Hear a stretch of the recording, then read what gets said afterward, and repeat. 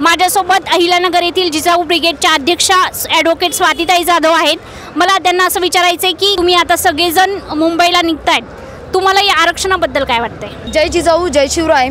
तसं पाहिलं तर जी अंतरवालीमध्ये एक धगधगती जी ज्वाला प्रगटली होती आणि आमच्या आया भगिनींवरती आणि बंधुभावांवरती जो अत्याचार झाला आणि त्या अत्याचाराला आम्ही वारंवार 2 वर्ष झाले त्याला वाचा फोडत आहे। शासनाने खूप वेळा आम्हाला थांबवायचा प्रयत्न केला। सरकारला मला एकच म्हणणं आहे, आमची तुम्ही परीक्षा घेऊ नका, आम्हाला कुणाच्या वाट्याचं नको, पण आम्हाला आमच्या हक्काचं पाहिजे आणि हक्काचं घेतल्याशिवाय राहणार नाही।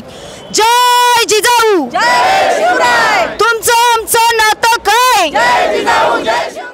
सकल मराठा बांधवांचं असं म्हणणं आहे की सरकारने आम्हाला हलक्यात घेतलं नाही पाहिजे, कारण आता ही सगळे बांधव ज्यावेळेस 29 ऑगस्टला मुंबईत पोहोचतील त्यावेळेस सरकारने आम्हाला जर हलक्यात घेतलं तर आम्ही काय करू शकतो हे 29 ऑगस्टलाच दाखवून देऊ, असं या ठिक मराठा परिवारांचं एकमेव म्हणणं आहे।